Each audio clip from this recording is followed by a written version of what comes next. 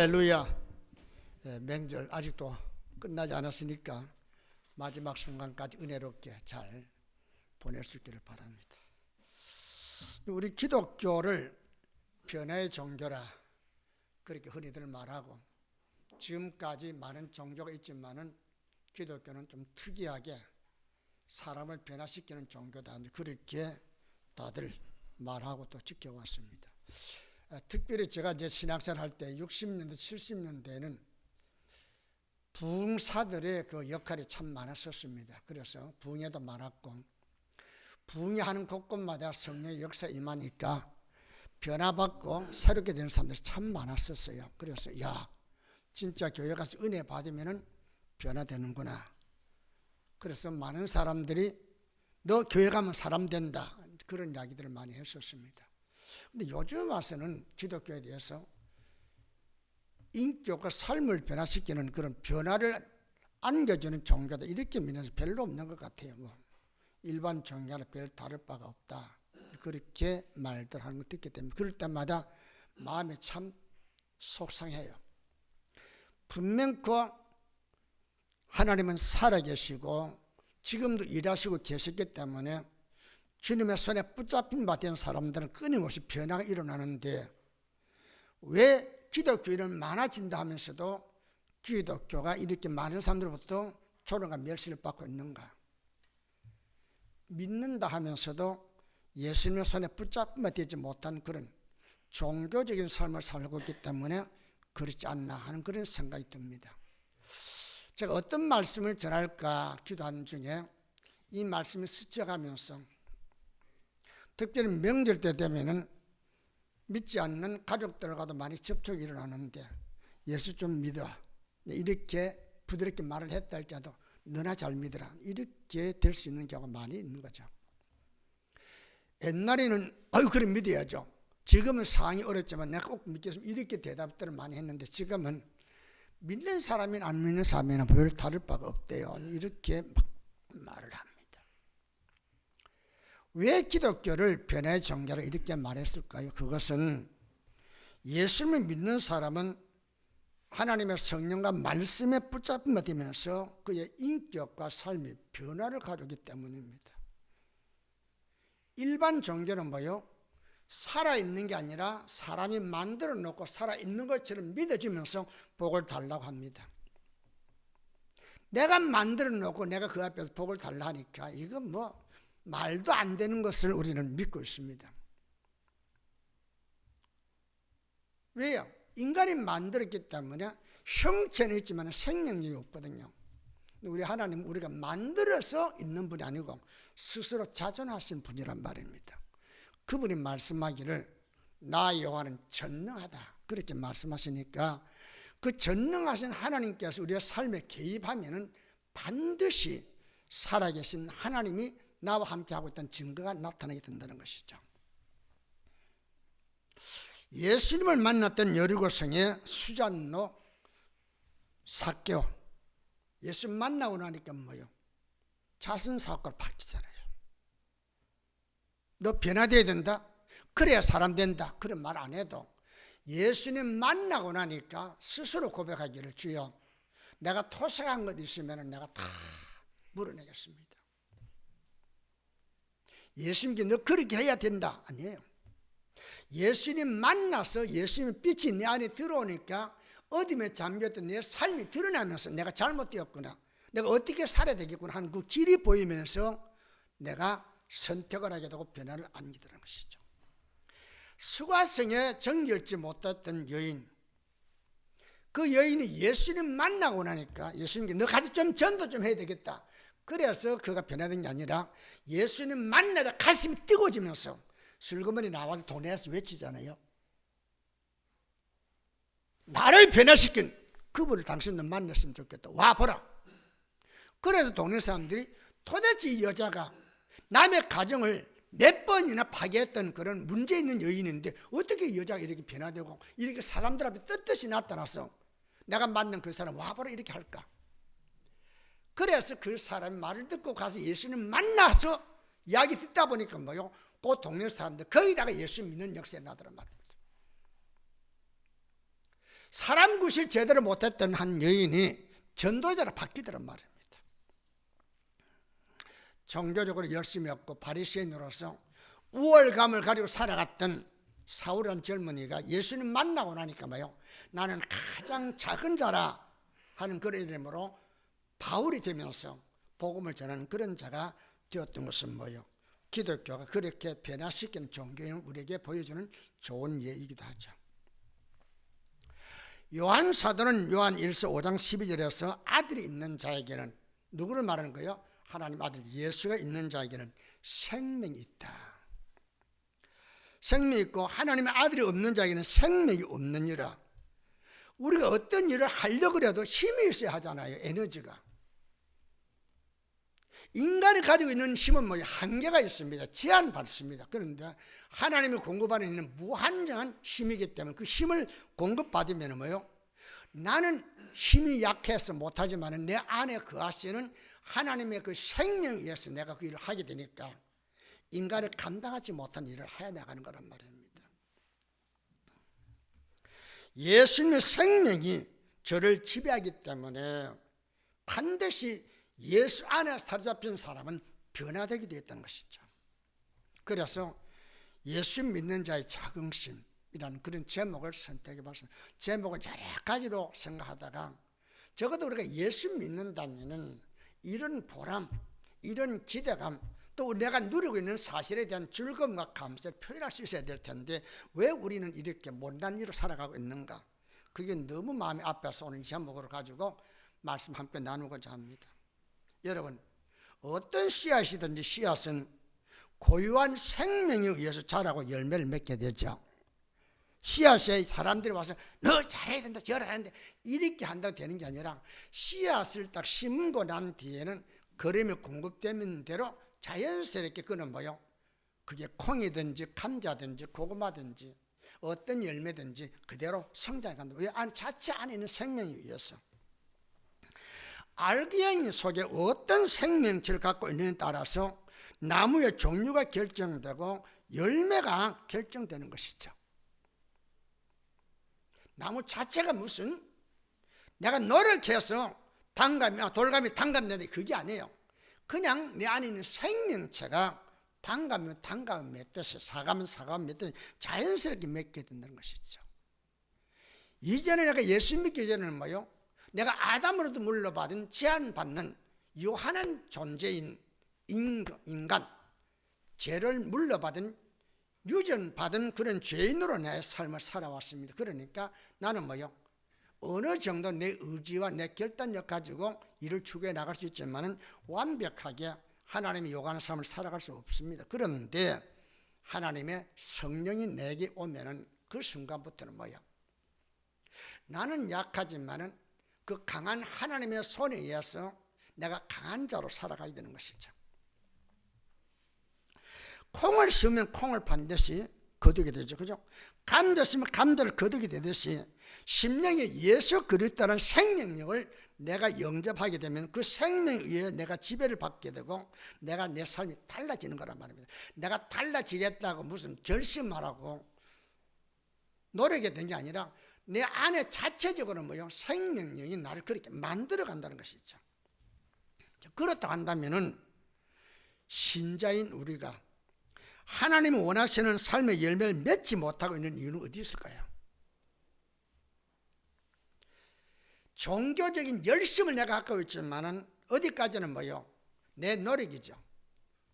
예수의 생명이 나를 주장한다면은 나는 예수님에 의해서 사는 삶이기 때문에 예수님 나 안에 주장하는 대로 나는 살아갈 수밖에 없는 겁니다. 그래서 예수님은 이 땅에 오셔서 인간을 구원하기 위해서 오셨지만은 그 구원을 이루기 위한 첫 복음의 발걸음을 뛸 때 제일 먼저 행한 표적이 뭐예요? 물로 포도주 만든 사건이죠. 예수님이 구원 사역을 시작할 때에 행하신 최초의 표적이 뭐예요? 물로 포도주 만든 사건입니다.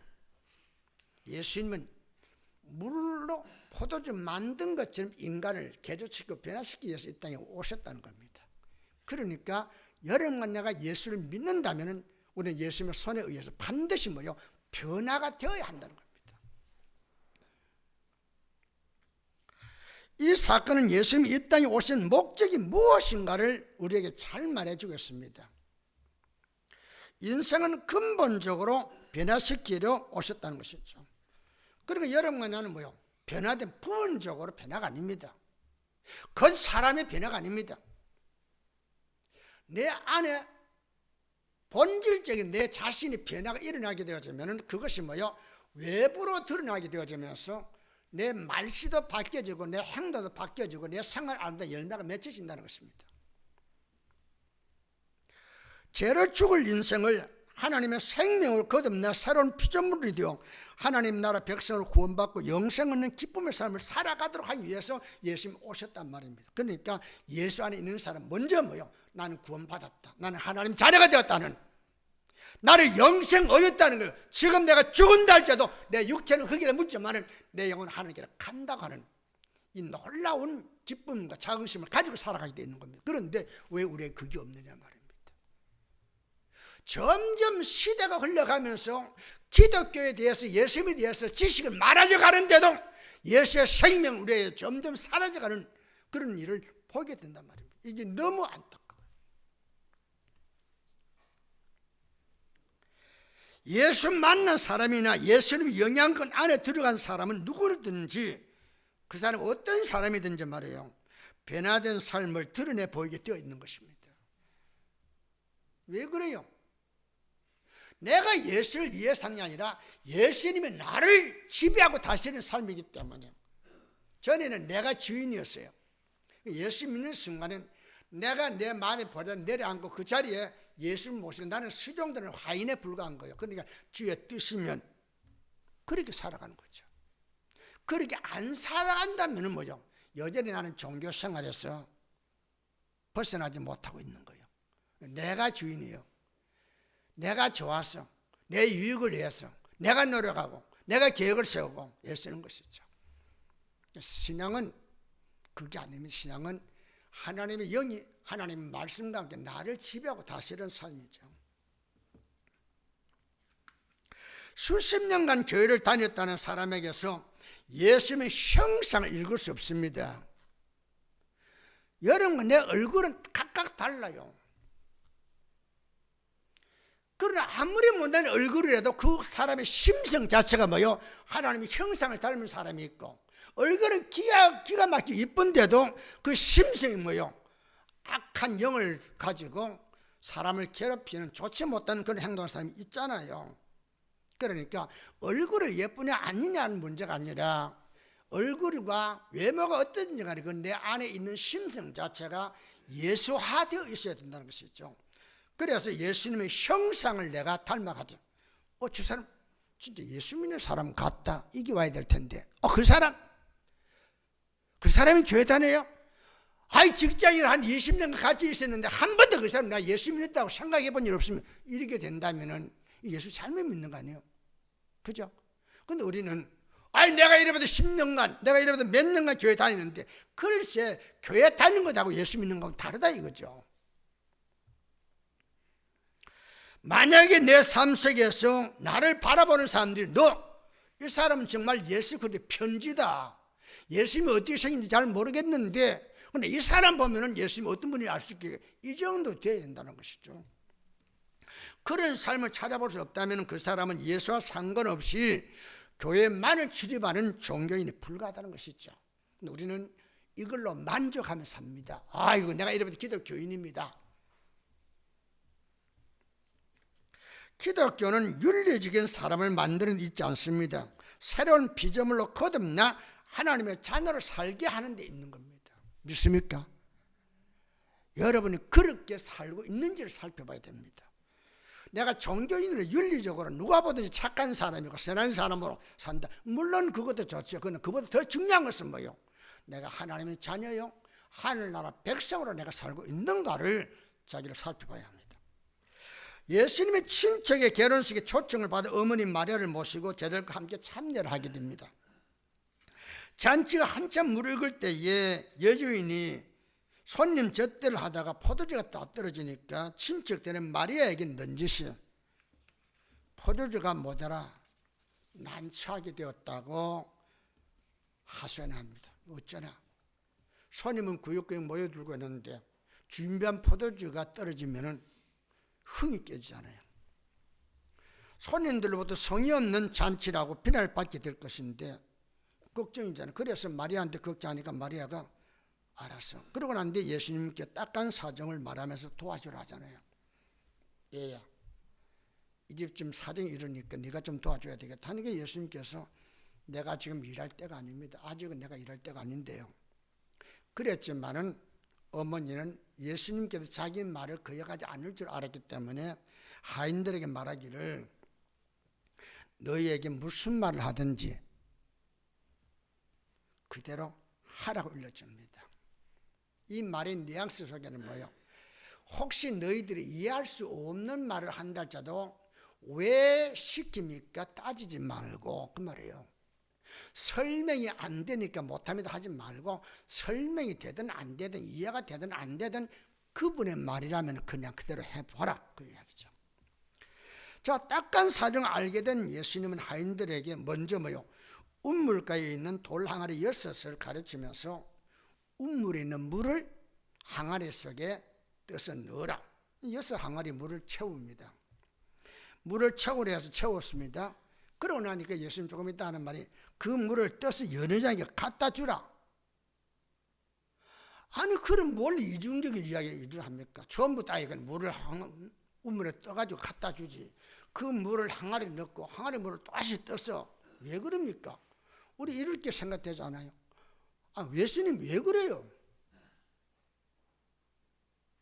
나 같아도 아니 예수님 이럴 바엔 처음부터 그렇게 말씀하지 왜 이렇게 우리 하인들이 고생시킵니까? 이럴 수 있지 않겠어요? 그런데 이 하인들은 예수님이 시키는 말을 그대로 순종합니다. 물을 떠다가 지면 하인한테 연회장에 갖다 줍니다. 그런데 연회장이 이 뭐고? 하고 받으면서 맛을 보니까 뭐요? 그게 포도주요. 그러니까 연회장이 아니 이 포도주가 어디서 이렇게 좋고 맛있는 포도주가 왔느냐고. 그러면 신랑을 불러서 칭찬하면서 자네 이 포도주 어디서 이렇게 준비했다? 이제서 가져오는 거 진짜 가져오지. 그러니까 신랑이 무슨 포도주요? 포도주 지금 다 떨어져가지고 큰일 나게 됐는데요. 아, 이 하인들이 포도주 가져왔는데. 그래 신랑이 하인에게 묻습니다. 자네 이 포도주 어디서 가져왔냐? 그러니까 하인들이 말하기를 아, 예수님께서 우리들 보고 하는 말이 울물에 있는 물을 퍼다가 항아리 6개에다가 넣으라 그랬고 그 6 항아리 있는 물을 떠다가 연회장에 갖다 주라 했는데요. 그게 전부요. 그런데 물이 어떻게 포도주인지는 몰라요. 언제 됐는지 몰라요. 그러면서 신기하네요. 분명히 우리 물을 팔 때까지는 뭐요? 물이었습니다. 포도주 아니었어요. 그런데 연회장이 맛을 보는 순간 포도주 되어 있었습니다. 운물에 물을 항아리에 넣었고 그 물을 떠서 연회장에게 갖다 드렸는데 그 사이에 물이 변해서 포도주로 변화되어 있었다는 것이죠. 하인들은 물이 변하는 과정을 보지 못했습니다. 그리고 물이 변하는 소리도 듣지 못했습니다. 그러나 확실한 것은 뭐요? 예수의 말씀에 순종하여 운물에 있는 물을 떠서 연회장에게 갖다 드리는 사이에 물이 포도주로 바뀌었다는 사실이죠. 그래서 9절에 보니까 물 떠온 하인들은 알더라. 뭘 알았다는 거예요? 물이 변해서 포도주 됐다는 사실. 어떻게 했어요? 보이지 않지만은 예수님의 말씀에 순종할 때 그와 같은 역사가 따랐다는 것이죠. 하인들은 어떻게 물이 변화의 포도가 되었는지를 설명을 못합니다. 설명할 수 없죠. 그러나 예수의 말씀에 순종했을 때에 물이 포도주로 변화되어 있음을 확신할 수 있었죠. 확실히 내가 아는 것은 하인은 그렇게 말할 겁니다. 분명 그 물을 떠서 연회장에 갖다 주는 그 사이에 변화가 일어났는데 어떻게 난지는 모르겠습니다. 근데 이 포도주는 기가 막힌 포도주입니다. 그러냐죠.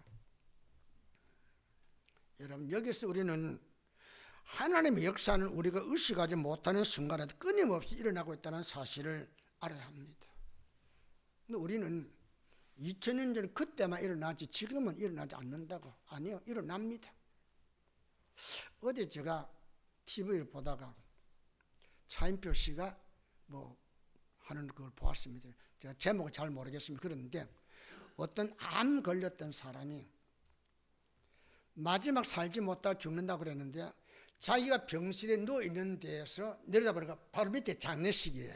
그 병원의 장례식인데 장례식에 죽어나가는 사람을 보면서 한 번만 내가 살 수 있다면 내가 장례 지도자랍니까? 장례 그 집례자라는 장례 뭐가 되겠다 해가지고 자기가 그랬대요. 그래서 아픈 몸을 끌고 집에 나오자마자 3개월밖에 못 산다는 건데 나와가지고 그걸 했답니다. 자기가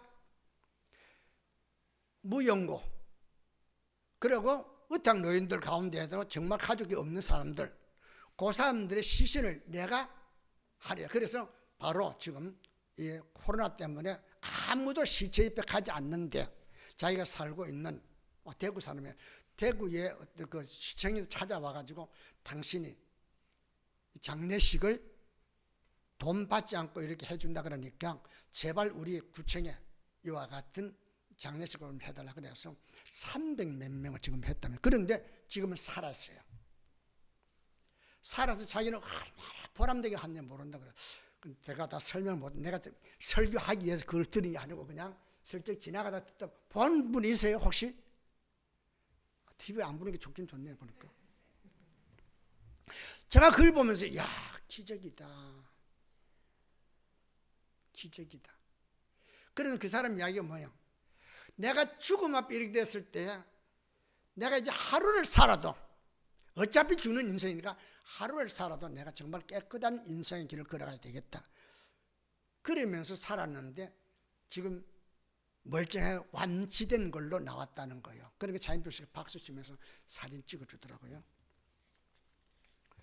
그런 기적이 많이 일어났잖아요. 여기 있는 이 사람도 그런 기적을 경험한 사람 아니에요. 우리 목사님 한 분이 지금 상당히 위험한 일이 있어서 제가 그랬지. 목사님 생명을 연장시키고 조금 더 살는지 모르지만 어차피 죽습니다. 그 죽음 앞에 자신을 내려놓으면 참 편합니다. 그런데 가진 것이 많은 사람 못 내려놓습니다. 나같이 가난한 사람 어차피 기댈 언덕이 없으니까 주님 의지하기 쉽지만은 좀 여유 있게 사는 사람도 어려운데 그걸 내려놓아야 됩니다. 그런 이야기였습니다. 지금도 주님은 뭐요? 당신의 영광을 나타내기 위해서 필요한 사람들에게 뭐요? 변화시키는 일을 합니다. 특별히 우리 성도들. 정말 주의 영광을 위해 살아야 할 사람, 살아갈 수 있는 그 사람들에게 하나님 뭐요? 변화를 안겨줍니다. 다시 말해서 물이 가치가 없다는 게 아니라 물보다는 포도주가 훨씬 더 값이 나가잖아요. 물 같은 별 볼 일 없는 인생을 포도주 같은 고급 인생을 바꾸어 나갈 수 있다는 것이죠. 자, 물이 변화에 포도주 되었다는 것은 뭘 말합니까? 우선 신분의 변화를 말합니다. 물 같은 인생, 포도주 같은 인생 다르죠. 가치관의 변화를 말합니다. 값이 다르잖아요. 물값하고 포도주값 다르죠. 그 다음에 쓰임새 용도가 다르죠. 이렇게 주님의 손에 의해 붙잡힌 바에 변화를 받으면 뭐요? 신분의 변화가 일어납니다. 가치관의 변화가 일어납니다. 용도의 변화가 일어납니다. 예수님께 붙잡힌 어떤 사람이든지 이와 같은 변화를 경험해야 된다는 것이죠. 어때요? 여러분의 신앙 수준은 어디까지 왔습니까? 이런 주님의 손에 나는 변화되었다. 지금도 나는 끊임없이 변화되고 있다는 이런 확신에 찬 긍지를 가지고 살아가고 있습니까? 물이 변해 포도주가 된 이 사건은 내 아버지께서 이제까지 일하시는 나도 일하신다는 주의 말씀 그대로 입증된 겁니다. 예수님께서 내 아버지가 일하시니까 내가 일하신다. 그리고 내가 일하는 것을 계속하기 위해서 내가 가고 나 대신 다른 보혜사 성령이 내게 오리라. 그리고 그 성령을 힘입을 때 너희들은 나보다 더 큰 일을 하리라. 그래서 그게 지금까지 이어진다는 것이죠. 그렇다면은 여러분과 나의 신앙생활에도 끊임없이 이와 같은 경험을 해야 될 거 아니에요. 그런 간증거리 있어야 될 거 아니에요. 그런데 우리는 한 번도 그런 욕심은 없어요. 그냥 남들도 평범하게 그냥 신앙사람 되지. 그게 구원받은 삶이 아닙니다. 구원받은 삶은 이미 본토 진짜 아버지를 떠나 새롭게 출발하는 삶이기 때문에 그 순간부터는 뭐요?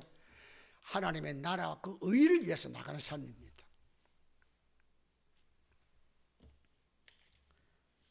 이 표적은 뭐요? 하인들의 수고와 노력 때문은 아니었습니다. 물이 화학 반응을 보여서 변화를 준 것도 아닙니다. 예수님의 말씀을 다 이해할 수 없었지만 듣는 순간에 하인들이 순종하니까 보이지 않는 그분의 능력이 순종한 이들에게 시공간을 초월해서 역사함으로 나타나는 결과이죠. 그렇다면 이와 같은 일은 여러분과 내가 믿을 때도 나타날 수 있는 거 아니겠어요? 그럼 주여 내게도 이게 와야 될 텐데 다 그 옛날 이야기처럼 특별한 사람들만 가질 수 있지 나와는 상관이 없는 것처럼 믿기 때문에 우리의 신앙생활이 지지부진하잖아요.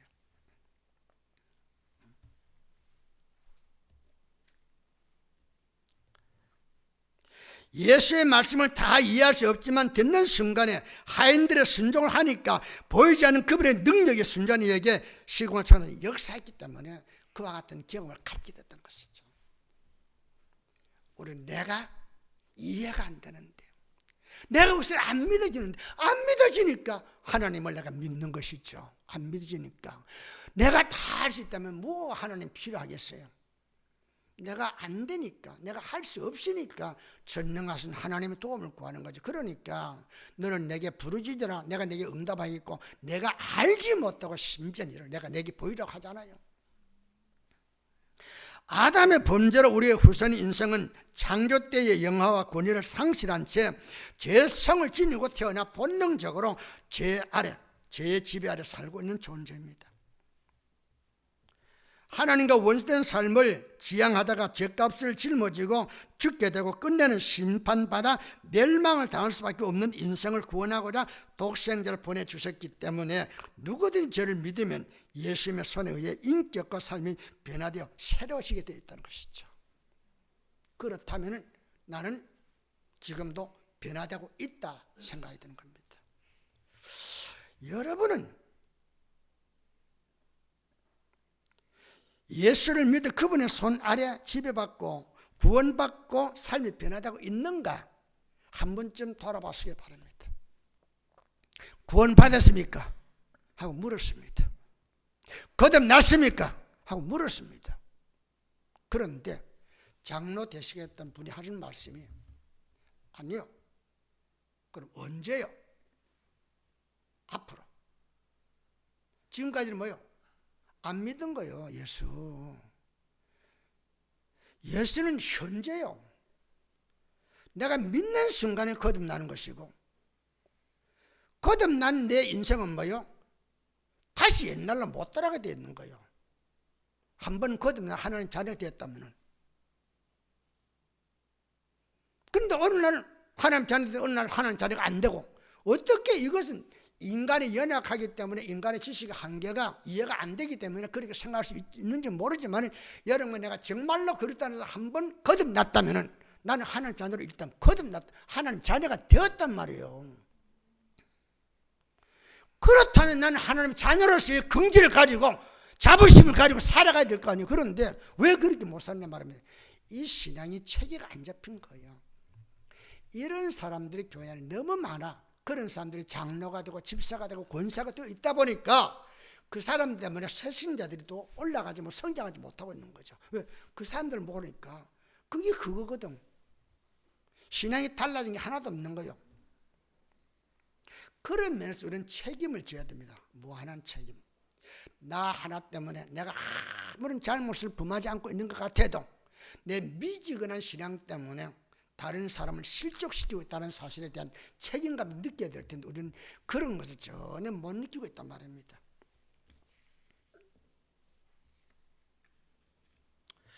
유대인들에게 고소당해서 죄수로 결박당한 바울이 베스도 총독 앞에 끌려갔습니다.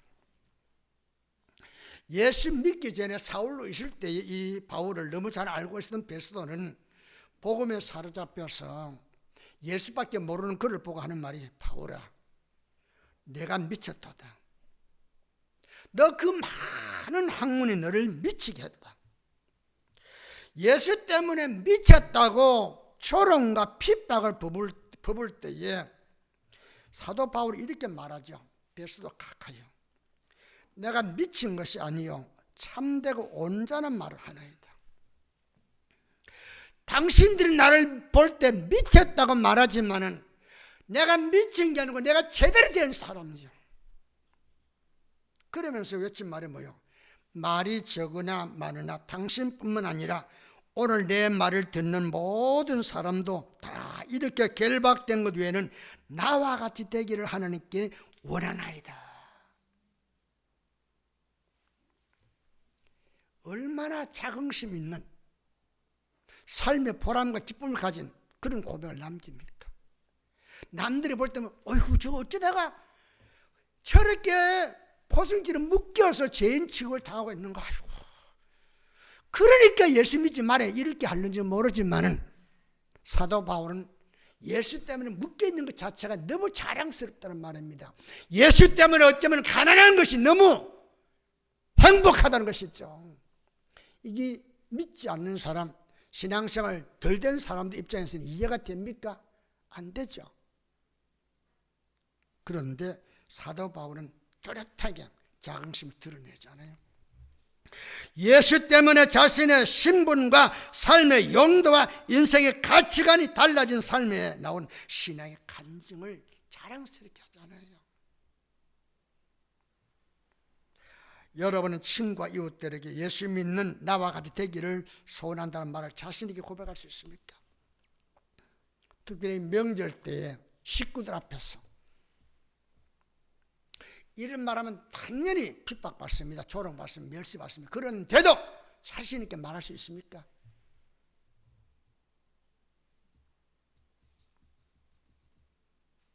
남들은 성공한 걸 이야기합니다. 집이 몇 채고 내 사업체가 어땠고 이걸 이야기할 때에 당신들이 아무리 그렇다 해도 나와 같이 되기를 바랍니다. 쉬운 고백은 아니죠. 그런데 적어도 우리 예수 믿는 우리라 한다면 그런 고백을 할 수 있어야 되는데 우리는 그러지 못한 나를 가슴 치면서 후회하기보다는 어떻게 하든지 내 체면, 내 위신이 이거 상하지 않는 범위에서 적당하게 거리를 두고 살려고 이렇게 노력하다 보니까 신앙의 알맹이는 없애버리고 껍데기만 가지고 살아갈 때 얼마나 많이 있느냐 말입니다. 특별히 명절을 기해서 저는 이 말씀 여러분 드리고 싶습니다. 신앙인의 자긍심을 가지라는 것이죠. 그 남들이 경험하지 못한 하나님이 내게 주시는 그 은혜 속에 들어갔단 말이에요. 먹고 마시면서 자신 있게 예수 믿다 복 받았다는 이런 간증을 남길 수 있어야 되지 않겠어요? 롯이 천사들로부터 소돔과 고모라를 멸망시키러 찾아왔다.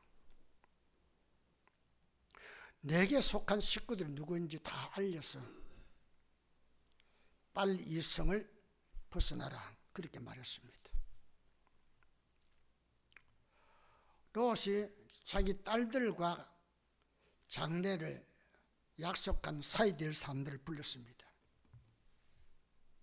여보게들, 하나님의 사자가 우리 집에 다녀갔네.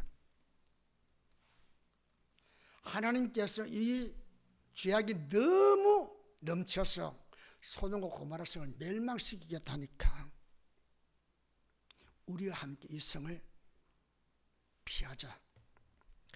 그랬는데 장인의 말을 들었던 사이들은 뭐라 했어요? 농담으로 얘기했답니다. 아버님, 웃기지 마세요. 들어볼 가치도 없고 생각해 볼 가치도 없습니다. 아버님은 미친 사람이요, 그 얘기죠. 근데 우리는 사이들을 나쁘다고 생각하지만 전 롯이 나쁜 사람이죠. 왜냐? 롯의 평소의 신앙생활 자체가 사이들에게 살아있는 하나님과 독대하고 신앙생활하고 있는 걸로 안 봤기 때문에, 평소에 롯의 삶 자체가 뭐예요? 자녀들에게 신앙의 권고를 할 수 있는 권위를 부여할 수 있는 정도로 신뢰를 주지 못했다는 것이죠. 이런 부모들 얼마나 많이 있어요? 여러분만은 아닐까요? 하나님 말씀을 비웃고 조롱했습니다. 농담으로 여겼습니다. 왜 그러느냐? 평소에 롯의 신앙생활 자체가 잘못되어 있기 때문에 그렇단 말입니다. 우리는 항상 롯을 생각하고 롯의 철을 기억하라 이렇게 듣습니다. 우리 자신이 돌아봐야 고쳐야 할 부분이 얼마나 많은지 모릅니다. 평소의 삶이 하나님 존재의식으로 살아서 경건한 신앙생활이 이어졌다 한다면 아버님 그래요? 그럼 가야죠. 이게 와야 될 텐데, 아무리 사이를 사랑하는 마음으로 장인이 이야기하지만은 믿을 것이 못 된다 하고 조롱하고 멸시하고 물리쳐 버렸다고 한다 할 때에, 이건 뭐예요? 평소의 신앙생활 자체가 상대방에게 신뢰를 주어 좋은 영향을 끼치지 못했다는 그런 말씀이죠. 이런 내 자신에 대해서 이런 거 후회해보고 탄식해본 일 있습니까? 오늘 다 저 사람 때문이고 저 사람 때문에 이럽니다. 나 한 사람의 신앙에 바로 서면은 내 가정도 잘 되게 될 수, 내 주변에 있는 사람들도 잘 될 수 있는 겁니다. 우리 이걸 고칠 줄 모르고 있습니다. 하나님의 사랑과 은혜에 사로잡혀 예수 믿는 자긍심으로 당신들도, 오늘 내 말을 듣고 있는 당신들도 다 나와 같이 되기를 바랍니다. 원합니다. 이렇게 자신 있게 말할 수 있는 사람. 물론 그들이 다 내 말을 들을지 못해요. 그러나 그들이 듣든지 안 듣든지 내가 그렇게 말할 수 있는 내 신앙은 되어 있어야 되겠죠. 이건 어디서입니까? 내가 주님과의 만남에서 오는 희열, 그 희열로서 내게 다가오는 자긍심, 이것이 있을 때 신앙은 힘이 있게 된다, 그런 말씀이죠. 나와 같이 되기를 원한다는 말을 자신 있게 할 수 있는 그런 성도. 난 우리 초대교회 성도들의 숫자가 많고 적고 간에 좀 그런 정말로 신앙에 좀 욕심을 가지고 몸부림칠 수 있는, 신앙생활 성대 오래 했기 때문에 그 명맥을 유지하기 위해서 어쩔 수 없이 교회에 나오는 그 정도가 아니라, 정말로 내가 가진 이 신앙에 대한 자부심을 가지고 힘있게 외칠 수 있는 그런 우리가 되었으면 참 좋겠습니다. 한번 따라할까요? 예수 믿는 자의 자긍심, 이것이 여러분의 것이 되어질 수 있기를 주의 이름으로 축원합니다.